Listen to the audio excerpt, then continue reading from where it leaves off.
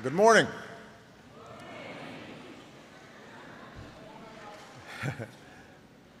It is a great honor to be in Tokyo, the first stop on my first visit to Asia as President of the United States. And it is good to be, thank you.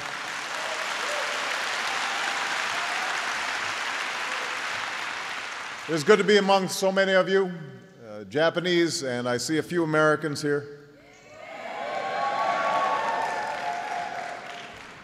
who work every day to strengthen the bonds between our two countries, including my longtime friend and our new ambassador to Japan, John Roos.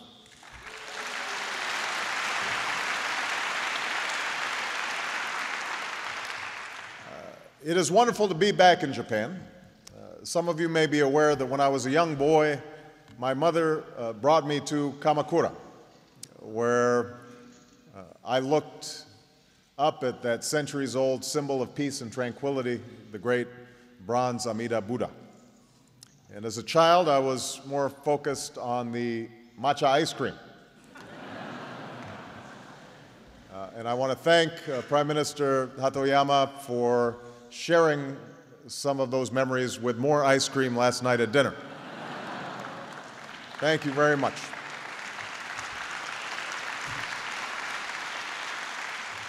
But I have never forgotten the warmth and the hospitality that the Japanese people showed a young American far from home. And I feel that same spirit on this visit. In the gracious welcome of Prime Minister Hatoyama, in the extraordinary honor of the meeting with their Imperial Majesties, the Emperor and Empress, on the 20th anniversary of his ascension to the chrysanthemum throne, in the hospitality shown by the Japanese people, and of course I could not come here without sending my greetings and gratitude to the citizens of Obama, Japan.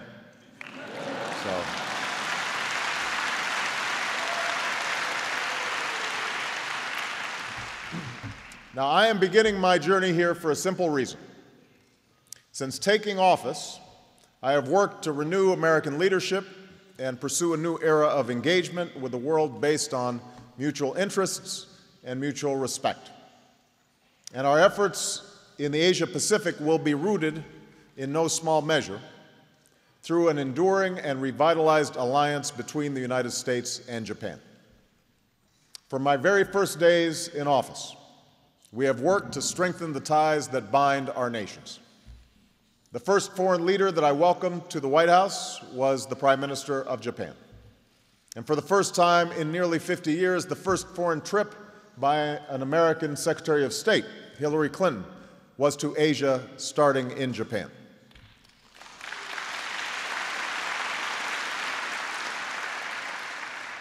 In 2 months, our alliance will mark its 50th anniversary, a day when President Dwight Eisenhower stood next to Japan's Prime Minister and said that our two nations were creating an indestructible partnership based on equality and mutual understanding. In the half-century since, that alliance has endured as a foundation for our security and prosperity. It has helped us become the world's two largest economies, with Japan emerging as America's second largest trading partner outside of North America. It has evolved as Japan has played a larger role on the world stage and made important contributions to stability around the world, from reconstruction in Iraq to combating piracy off the Horn of Africa to assistance for the people of Afghanistan and Pakistan, most recently through its remarkable leadership in providing additional commitments to international development efforts there. Above all, our alliance has endured because it reflects our common values, a belief in the democratic right of free people to choose their own leaders and realize their own dreams, a belief that made possible the election of both Prime Minister Hatoyama and myself on the promise of change. And together, we are committed to providing a new generation of leadership for our people and our alliance. And that is why, at this critical moment in history, the two of us have not only reaffirmed our alliance, we've agreed to deepen it. We've agreed to move expeditiously through a joint working group to implement the agreement that our two governments reached on restructuring U.S. forces in Okinawa. And as our alliance evolves and adapts for the future, we will always strive to uphold the spirit that President Eisenhower described long ago, a partnership of equality and mutual respect.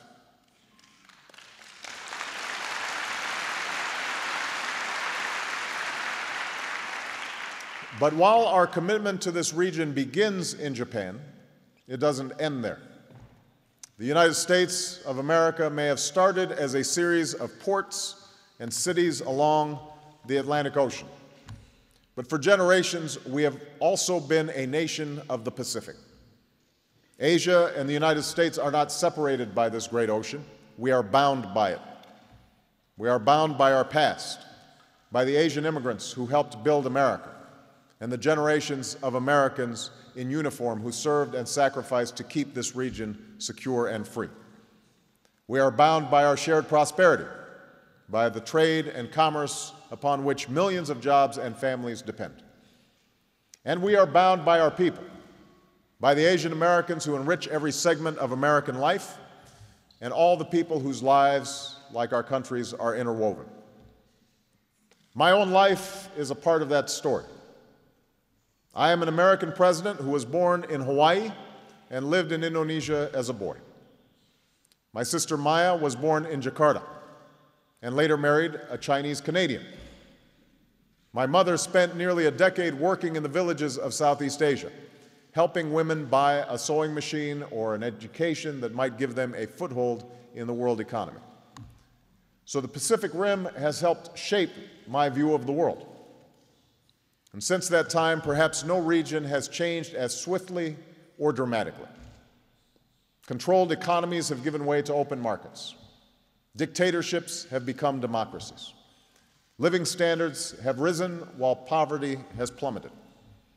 And through all these changes, the fortunes of America and the Asia Pacific have become more closely linked than ever before. So I want everyone to know, and I want everybody in America to know, that we have a stake in the future of this region, because what happens here has a direct effect on our lives at home. This is where we engage in much of our commerce and buy many of our goods. And this is where we can export more of our own products and create jobs back home in the process. This is a place where the risk of a nuclear arms race threatens the security of the wider world, and where extremists who defile a great religion plan attacks on both our continents. And there can be no solution to our energy security and our climate challenge without the rising powers and developing nations of the Asia Pacific. To meet these common challenges, the United States looks to strengthen old alliances and build new partnerships with the nations of this region. To do this, we look to America's treaty alliances with Japan, South Korea, Australia, Thailand, and the Philippines. Alliances that are not historical documents from a bygone era, but abiding commitments to each other that are fundamental to our shared security.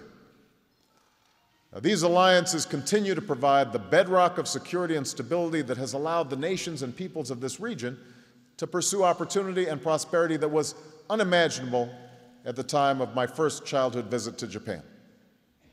And even as American troops are engaged in 2 wars around the world, our commitment to Japan's security and to Asia's security is unshakable.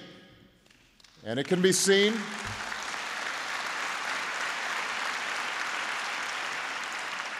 in our deployments throughout the region, above all through our young men and women in uniform, of whom I am so proud. Now, we look to emerging nations that are poised as well to play a larger role, both in the Asia-Pacific region and the wider world. Places like Indonesia and Malaysia that have adopted democracy, developed their economies, and tapped the great potential of their own people. We look to rising powers with the view that in the 21st century, the national security and economic growth of one country need not come at the expense of another. I know there are many who question how the United States perceives China's emergence. But as I have said, in an interconnected world, power does not need to be a zero-sum game, and nations need not fear the success of another. Cultivating spheres of cooperation, not competing spheres of influence, will lead to progress in the Asia-Pacific.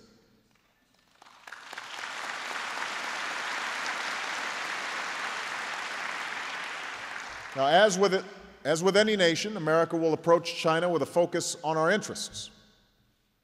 But it's precisely for this reason that it is important to pursue pragmatic cooperation with China on issues of mutual concern, because no one nation can meet the challenges of the 21st century alone. And the United States and China will both be better off when we are able to meet them together.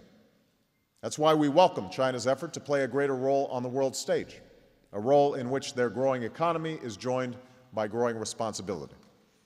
China's partnership has proved critical in our effort to jumpstart economic recovery.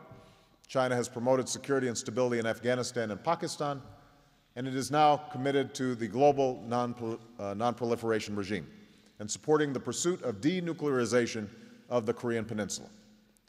So the United States does not seek to contain China, nor does a deeper relationship with China mean a weakening of our bilateral alliances.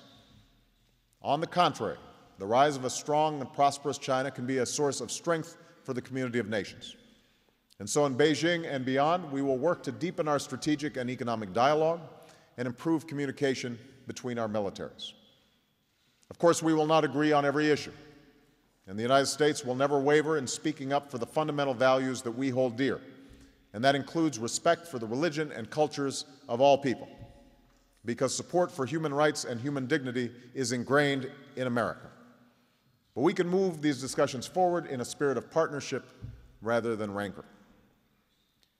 In addition to our bilateral relations, we also believe that the growth of multilateral organizations can advance the security and prosperity of this region. I know that the United States has been disengaged from many of these organizations in recent years. So let me be clear, those days have passed. As an Asia-Pacific nation, the United States expects to be involved in the discussions that shape the future of this region and to participate fully in appropriate organizations as they are established and evolve.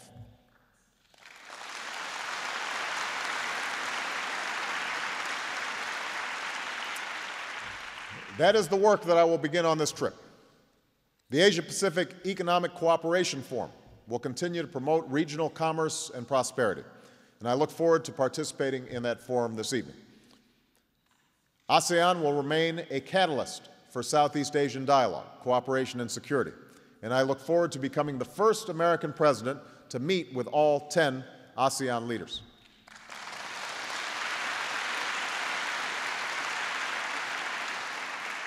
And the United States looks forward to engaging with the East Asia Summit more formally as it plays a role in addressing the challenges of our time.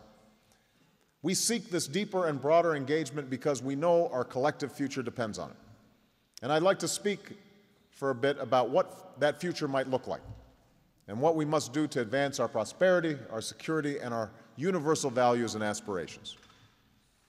First, we must strengthen our economic recovery and pursue growth that is both balanced and sustained. The quick, unprecedented, and coordinated action taken by Asia-Pacific nations and others has averted economic catastrophe and helped us to begin to emerge from the worst recession in generations. And we have taken the historic step of reforming our international economic architecture so that the G20 is now the premier forum for international economic cooperation. Now, this shift to the G20, along with the greater voice that is being given to Asian nations in international financial institutions, clearly demonstrates the broader, more inclusive engagement that America seeks in the 21st century.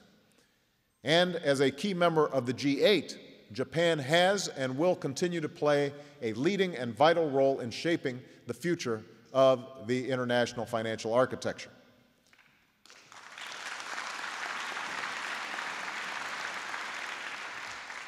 Now that we are on the brink of economic recovery, we must also ensure that it can be sustained.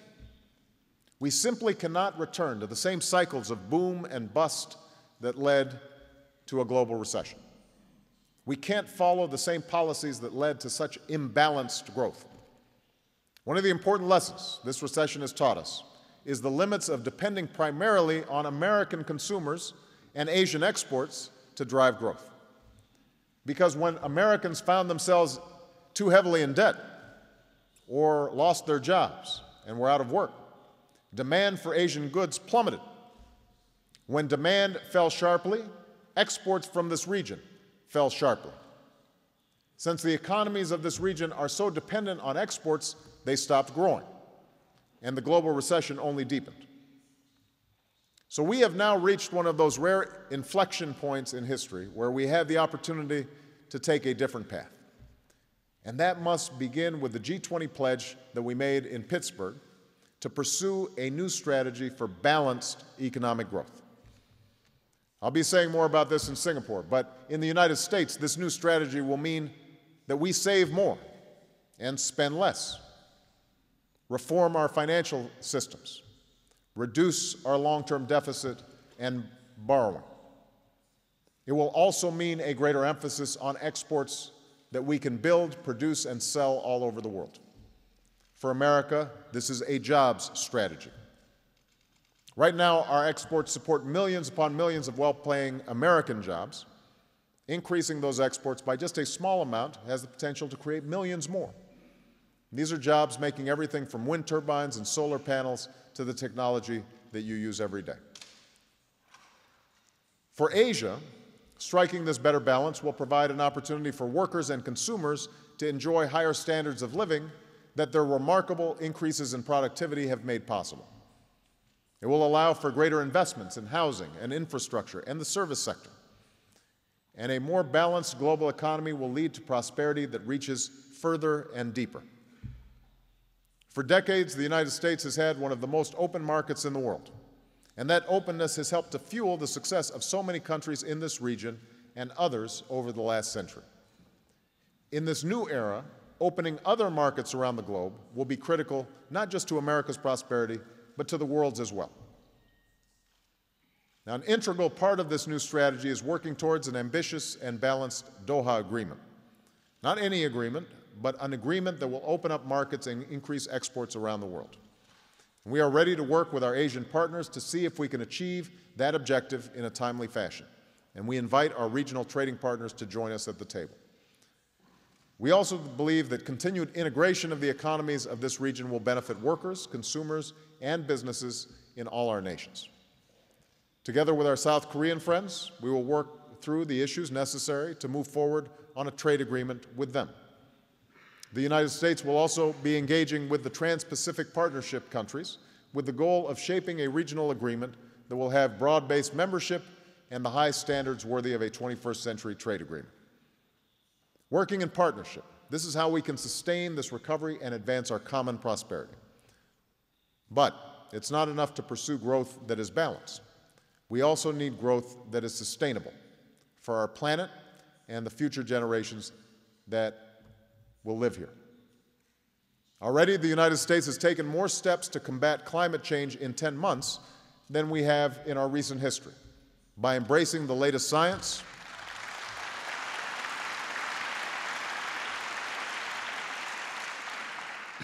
by investing in new energy, by raising efficiency standards, forging new partnerships, and engaging in international climate negotiations.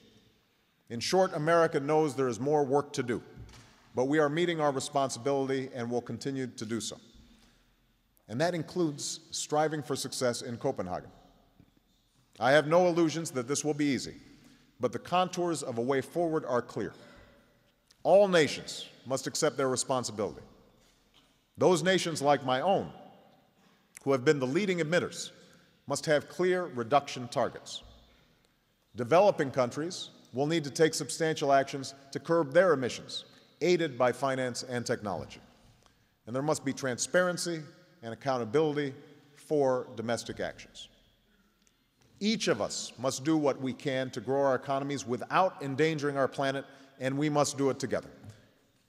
But the good news is that if we put the right rules and incentives in place, it will unleash the creative power of our best scientists, engineers, and entrepreneurs. It will lead to new jobs, new businesses, and entire new industries. And Japan has been at the forefront on this issue. We are looking forward to being an important partner with you as we achieve this critical global goal.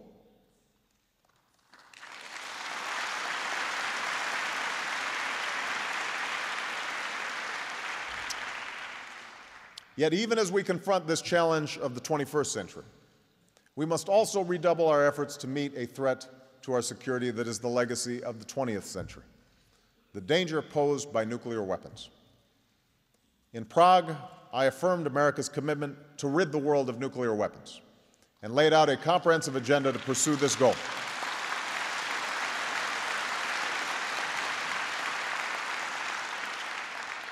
I am pleased that Japan has joined us in this effort, for no two nations on earth know better what these weapons can do, and together we must seek a future without them. This is fundamental to our common security, and this is a great test of our common humanity. Our very future hangs in the balance.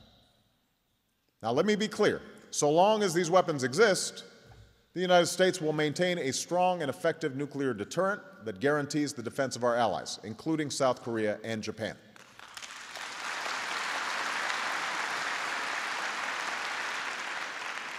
But we must recognize that an escalating nuclear arms race in this region would undermine decades of growth and prosperity. So we are called upon to uphold the basic bargain of the Nuclear Non-Proliferation Treaty, that all nations have a right to peaceful nuclear energy, that nations with nuclear weapons have a responsibility to move toward nuclear disarmament, and those without nuclear weapons have a responsibility to forsake them. Indeed, Japan serves as an example to the world that true peace and power can be achieved by taking this path. For decades,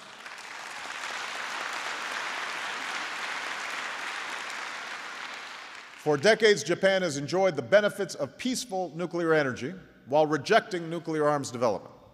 And by any measure, this has increased Japan's security and enhanced its position. And to meet our responsibilities and to move forward with the agenda I laid out in Prague, we have passed, with the help of Japan, a unanimous UN Security Council resolution embracing this international effort. We are pursuing a new agreement with Russia to reduce our nuclear stockpiles. We will work to ratify and bring into force the Test Ban Treaty.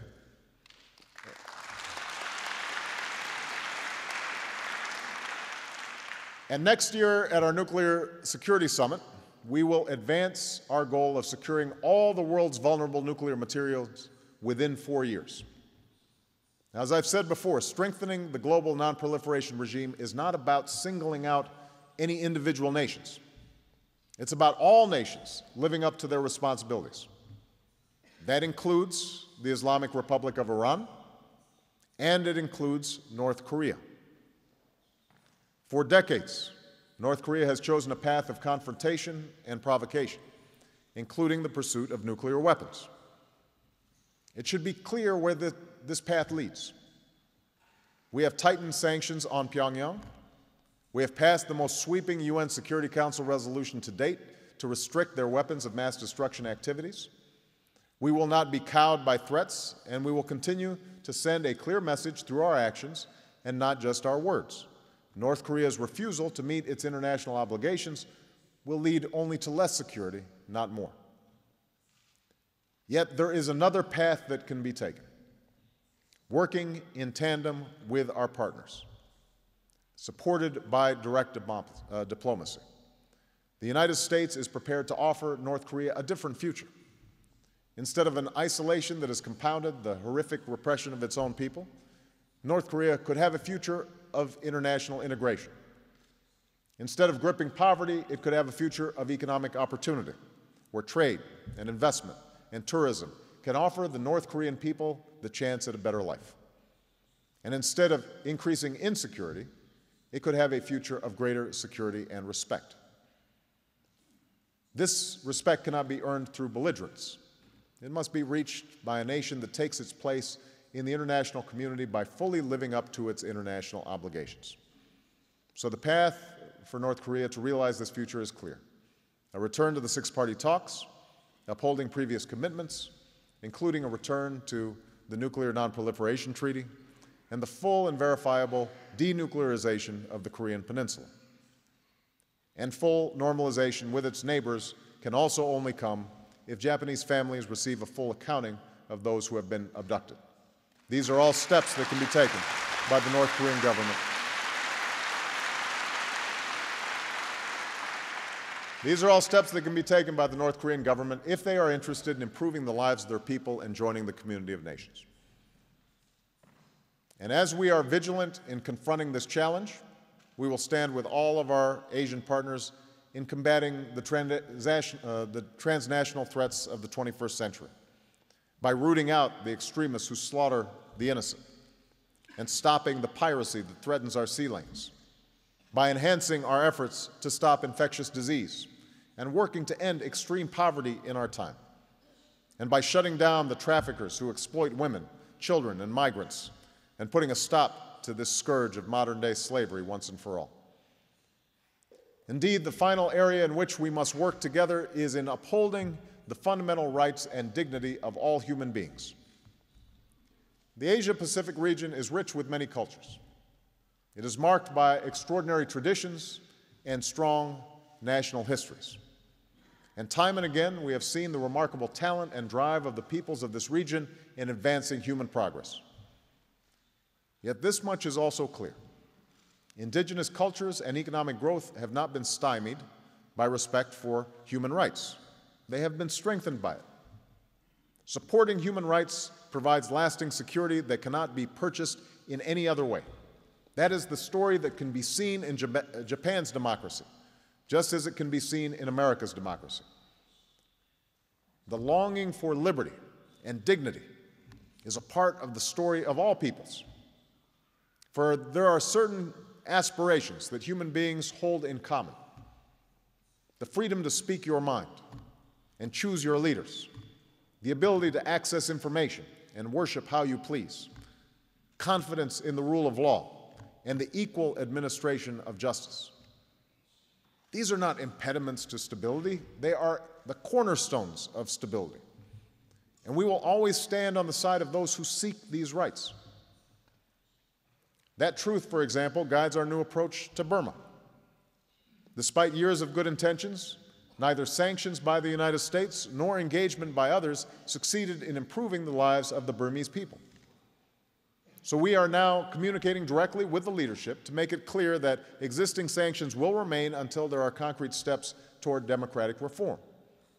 We support a Burma that is unified, peaceful, prosperous, and democratic.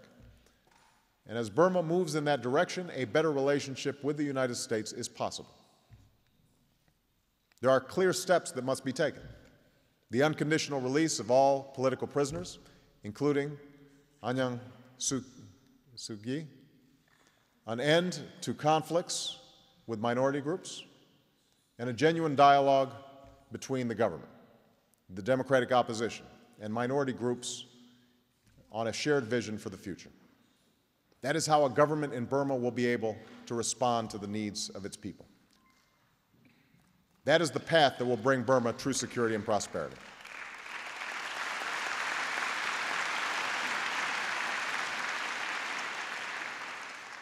These are steps that the United States will take to improve prosperity, security, and human dignity in the Asia-Pacific. We will do so through our close friendship with Japan, which will always be a centerpiece of our efforts in the region. We will do so as a partner through the broader engagement that I've discussed today. We will do so as a Pacific nation with a president who was shaped in part by this piece of the globe. And we will do so with the same sense of purpose that has guided our ties with the Japanese people for nearly 50 years. The story of how these ties were forged dates back to the middle of the last century, sometime after the guns of war had quieted in the Pacific. It was then that America's commitment to the security and stability of Japan, along with the Japanese people's spirit of resilience and industriousness, led to what's been called the Japanese miracle, a period of economic growth that was faster and more robust than anything the world had seen for some time. In the coming years and decades, this miracle would spread throughout the region, and in a single generation, the lives and fortunes of millions were forever changed for the better. It is progress that has been supported by a hard-earned peace and strengthened by new bridges of mutual understanding that have bound together the nations of this vast and sprawling space. But we know that there's still work to be done so that new breakthroughs in science and technology can lead to jobs on both sides of the Pacific and security from a warming planet, so that we can reverse the spread of deadly weapons. And on a divided peninsula, the people of South can be free from fear, and those in the North can live free from want. So that a young girl can be valued not for her body, but for her mind, and so that young people everywhere can go as far as their talent, their drive, and their choices will take them. None of this will come easy, nor without setback or struggle. But at this moment of renewal, in this land of miracles, history tells us it is possible. This is the America's agenda. This is the purpose of our partnership with Japan and with the nations and peoples of this region. And there must be no doubt, as America's first Pacific president, I promise you that this Pacific nation will strengthen and sustain our leadership in this vitally important part of the world. Thank you very much. Thank you.